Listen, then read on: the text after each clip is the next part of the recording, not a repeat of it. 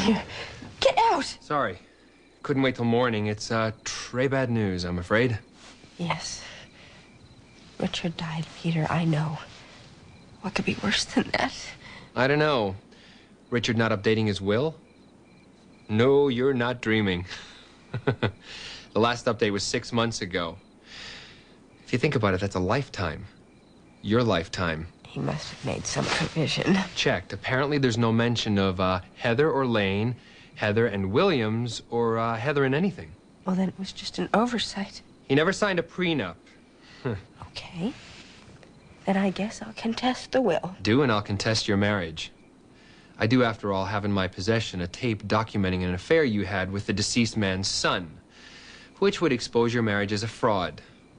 Annulment isn't just a possibility, it's a given. Fine, you obviously have a plan, right?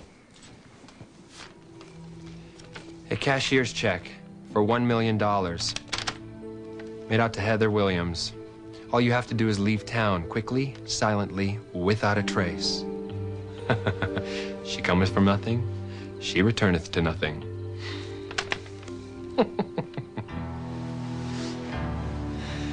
All right. I'll just put it here under this lovely Tiffany clock where it shall remain until you think it over. In my opinion, the more you think about it, the more you realize you just don't have a choice. Okay, that's all for now. Nighty-night, stepmama. Sleep tight.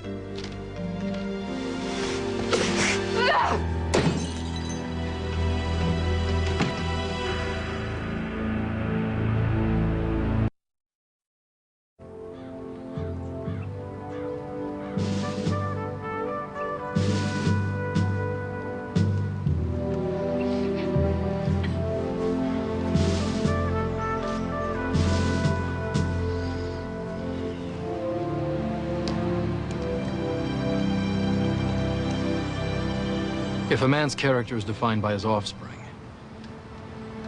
then Richard truly was a great man.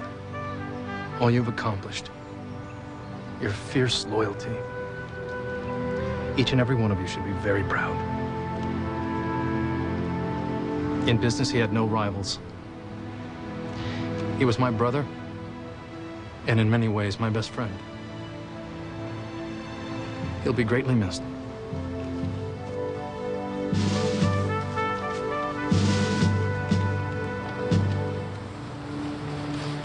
Where's Jenny?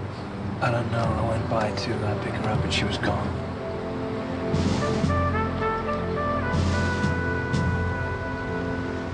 My father instilled in me many things.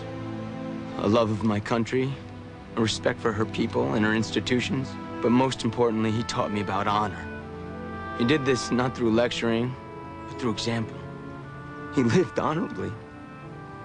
He respected honesty and he expected honesty. I hope in your absence, I can live up to the image you created for me. Bye, Dad.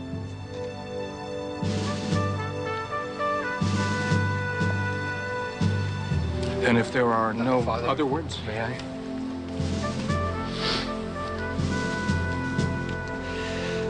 My brother spoke about my father's honor. So I think it's appropriate that I speak about his sense of humor. All the stories, how he'd get some tight-lipped banker to laugh his head off over a dumb joke. His ability to open himself up and to give a helping hand when you needed it.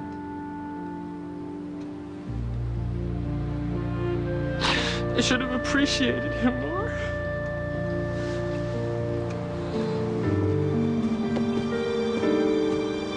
I loved him too.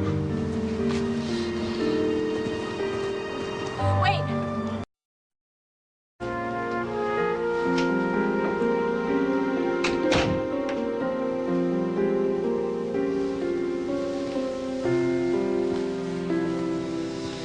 A room full of memories.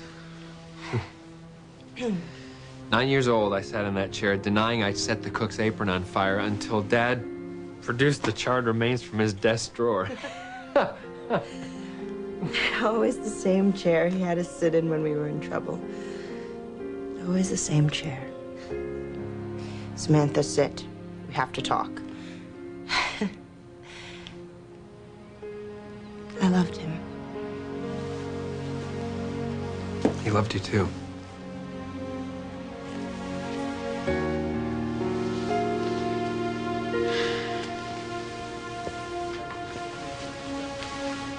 What you said at the funeral was very touching. You should have seen the one I prepared earlier. Dripping in sarcasm, tour de force. You should speak from the heart more often. Maybe I will. Before the vultures descend, I think Dad would have wanted you to have this. Oh, no, I couldn't. It should go to someone in the family.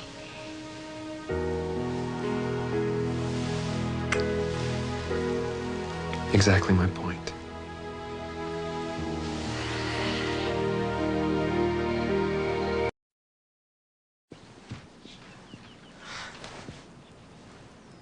What do you want? A decision, what else? Should I be disappointed?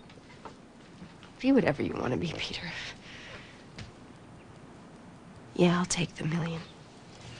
And be gone by sundown? Sure, whatever's feasible. Complete surrender.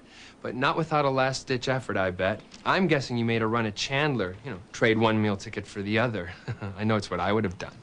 Chandler's hardly your type. Now I have some travel plans to make. Please get out of here. Remember, a quiet departure, destination secret. May I suggest the other side of the planet? Mozambique is fabulous this time of year. And don't be so depressed. $1 million's $1 million. And look how close you got to the whole shebang. Spitting distance. Maybe I chose the wrong brother. Maybe you chose the wrong family. Have a nice life, Heather. And don't let the door hit you on the way out.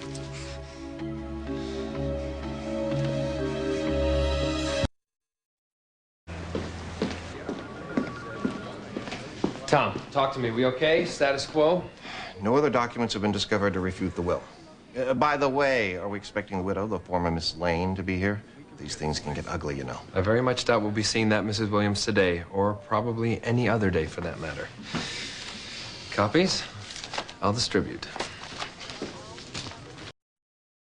Whereby my brother Jack immediately assumes the position of CEO, and the rest of my children, including my ex-wife, Gwen Williams, will share equally with equal shares of the company in my estate, both public and private. I make this declaration in sound mind and body, and it is my desire these wishes be carried out in a swift and timely manner. Richard Williams.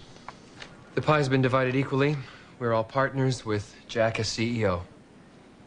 Is this something that you accept, Jack? Well, it was Richard's desire.